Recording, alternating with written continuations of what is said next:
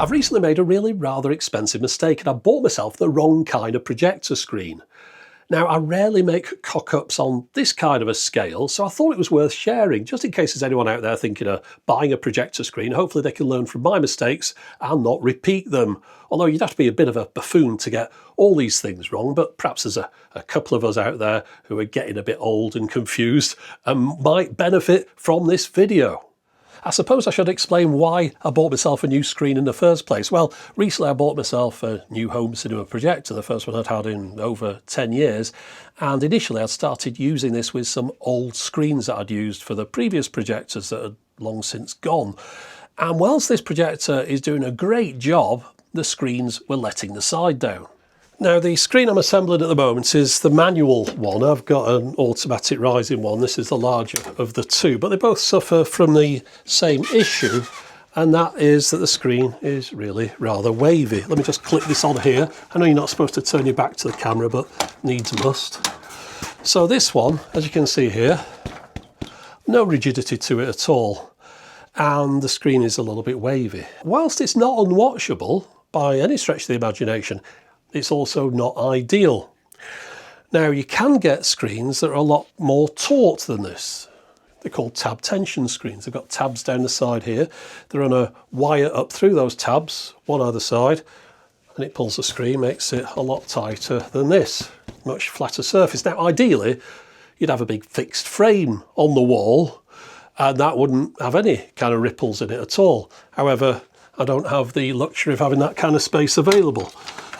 I need something that can stow away. Now, back when I bought this, I don't know if tab-tension screens were a thing back then. I'm sure they probably were, but perhaps just like now, they're a lot more expensive than your regular projector screen, and also it really restricts down your choice because there aren't that many companies that manufacture them, or they might not make them in the style that you want. I want a floor rising screen with tab tension.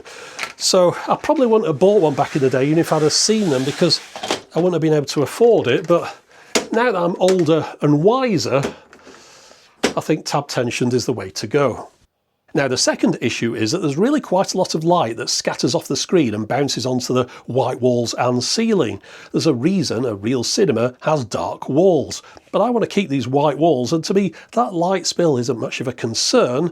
It reminds me a little bit of Philips Ambilight TVs, or perhaps modern PC gaming systems where you get the RGB LEDs that match the on-screen image. But apparently there's a downside to this when it comes to a projector, because ideally you want a very dark room, otherwise the image on the screen is going to wash out. So with all this light that's spilling around, lighting up the room and then bouncing back onto the screen, it's supposedly negatively affecting the image. Now, there is a potential solution to this issue in the ambient light rejecting screens. With these, if you couldn't get a room completely blacked out, these would produce a much better image than a regular white screen, because the lights that are in the room wouldn't reflect back off the screen along with the image. So those are the two things that I wanted. I wanted a tab tension screen and ambient light rejecting, or ALR. But in addition, since I'm getting a new screen, I'd ideally want one that was a little bit bigger than the automatic floor rising screen that I've got, the motorised one. That's an 80-inch screen, and I think I could get something a little bit bigger than that in this space, although I am restricted down somewhat, quite a lot, because this is a narrow space. It was never intended to be a home cinema. It's just something that I've thought about adding afterwards. And if I measure this out from one side to the other, it's about 221 centimetres in width, which really restricts down the kind of projector screens that you can get. So with those things in mind, I went doing a bit of online shopping. Now, the closest I could get in a manual floor rising screen with tab tension over 80 inches was a model from Elite Screens at 92 inches. It wasn't an ambient light rejecting surface on the screen now, and closer inspection of the specs revealed that the case was too wide to fit between the walls of this room. Tab tension screens are a little bit wider than a regular screen of the same size in order to accommodate the tab tensioning mechanism at either side. So I spent days on various websites downloading PDFs, looking at case dimensions for numerous models, although it turned out there wasn't all that much choice in the end, as most companies start their ALR tab tension range at 100 inches or more, which is just way too wide to fit in this room. In the end, I settled for the only model that ticked all the 3 boxes, and that was a model from Vividstorm. They've got a range that goes from 72-inch up to 150 with these features, but importantly for me, there was an 84-inch one that fit within the space. Unfortunately, their next size up, 92-inch, was about 6 centimetres too wide for this room. So I ordered this 84-inch one. It was delivered from China to the UK in about 10 days in a massive and very heavy box, and including the import duties, it cost me just under £900. Now, of course, I'm not new to this planet. I know this is the bit where people will say, hold on, you can get a TV for that price at that size. And you're absolutely right, you can. And you probably should, in preference to a projector screen, if you had the choice between the two. In this room, I don't have that choice. I don't have a spare bit of real estate that I could leave a big TV set up in. I need something that will stow away, hence the projector screen. But yeah, they're not exactly great value for money, so if I had the choice between the two, I'd go for the TV every time. So everything seems to be working out. I've found a screen that fits all my requirements. It's been delivered, it's working. So what's the problem? Well, my first concern came while I was waiting for the delivery, and I went back and looked at the advert just to check up on a couple of the details. And this time round, I spotted something in the listing that for some unknown reason I hadn't seen before.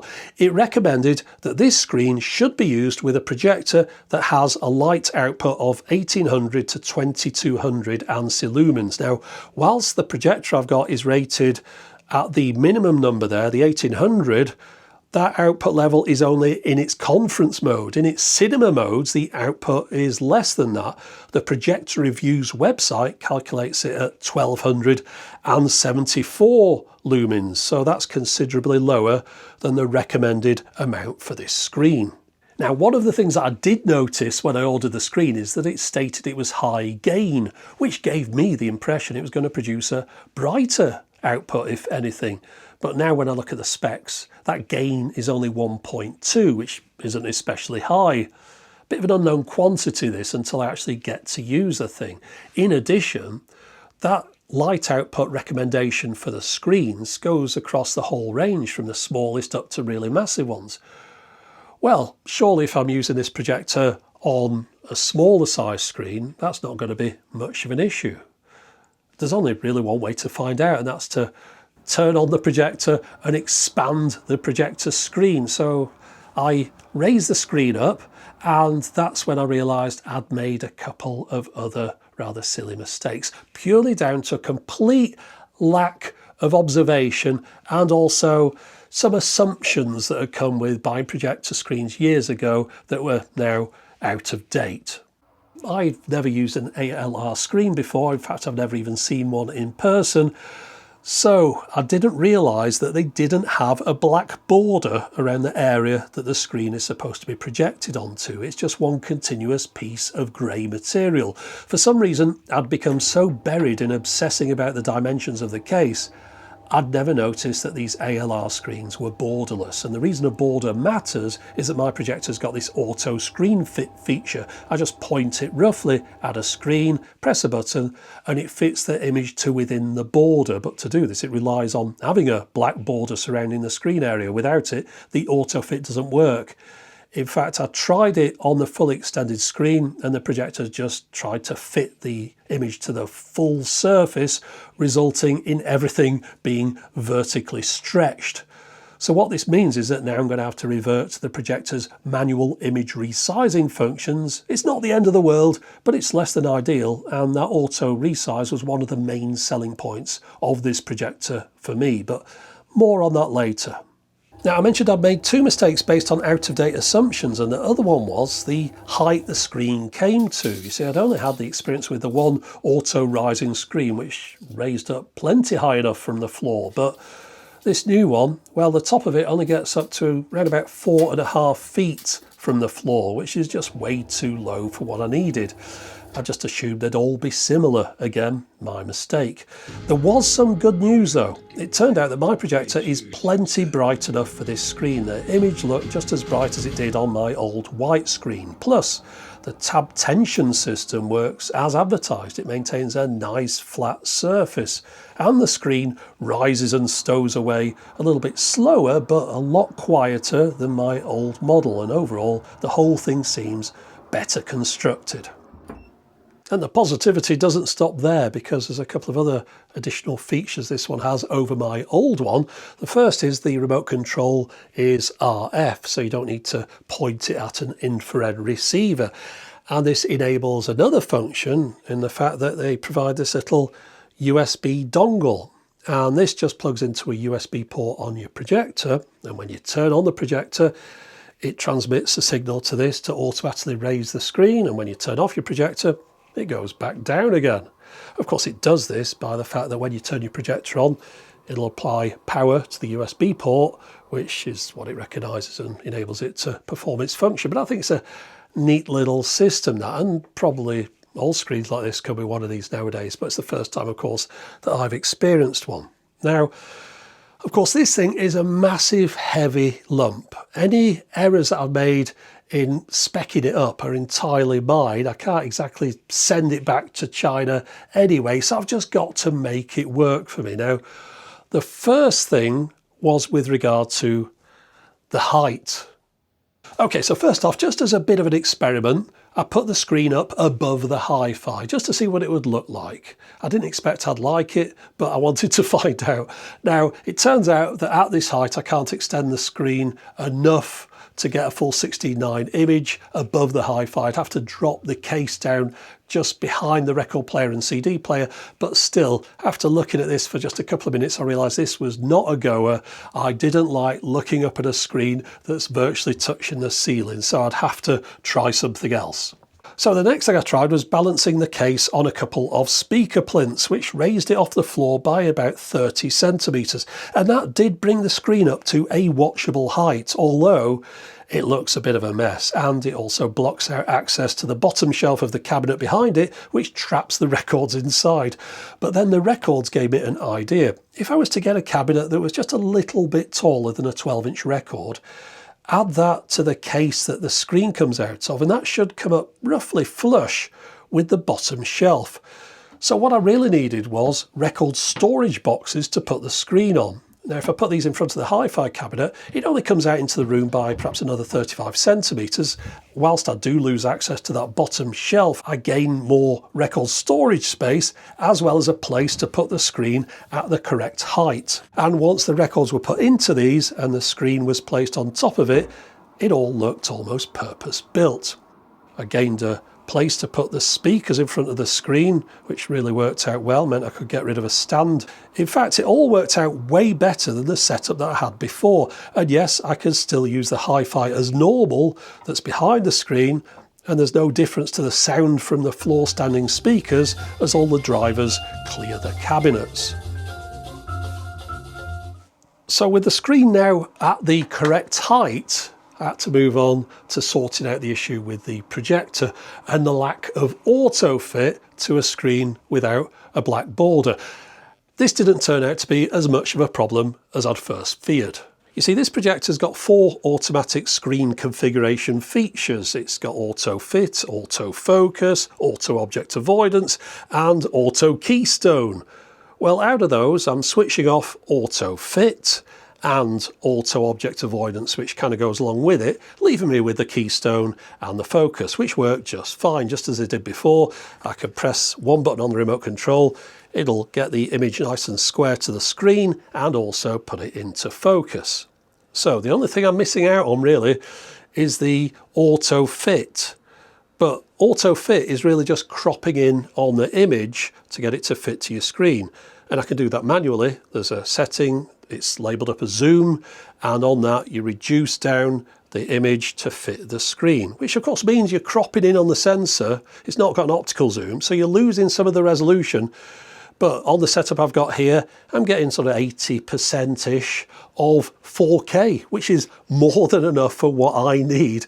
I'm not going to notice the missing percentage there at all, especially not on a 84-inch screen. And with my dicky old eyes, I can't see any pixels on that. I used to watch a 96-inch screen that was in 720p over component, and that was just fine. So yeah, perfectly happy with the image. Of course, in the ideal world, you'd have this projector at the perfect distance from the screen to get the full 100% out of that sensor, but it's not the ideal world, it's this world, and in my world, this has to be cropped down so that it fits in with my needs. Much better off having 82% of 4K than 100% of nothing. Now, as far as convenience goes, well, it's just a matter of turning on the projector, which automatically raises the screen, and the projector also remembers the zoom setting that you last used. So therefore, it's pretty much just ready to go straight away. Just in case you happen to have perhaps knocked the projector a little bit or moved it out of place, well, you can always just press one button on the remote, which will redo the keystoning and the focus, but it should come back to where you last left it. So overall, the lack of the auto screen fit isn't too much of an issue as long as you keep using your projector in the same place. Of course, you can switch it back on again if you happen to move it.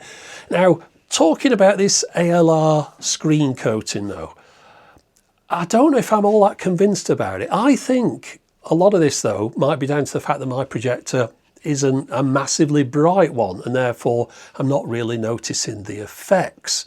But yeah, I'm yet to be sold on the merits of it. If you just went by what you read in the promotional material, you get the impression that having an ALR screen would allow you to use your projector in a moderately well-lit room, but in my experience that is not the case. With my projector, the difference between this and a regular screen is really quite subtle. Whilst it's difficult to capture on camera, hopefully you can see the difference, or perhaps the lack of a difference, between the large light-rejecting screen and the smaller screen that has a regular white coating. At times you can see the black levels are a little bit darker on the ALR screen, but then again, it's a darker screen to start with, so perhaps you'd expect that.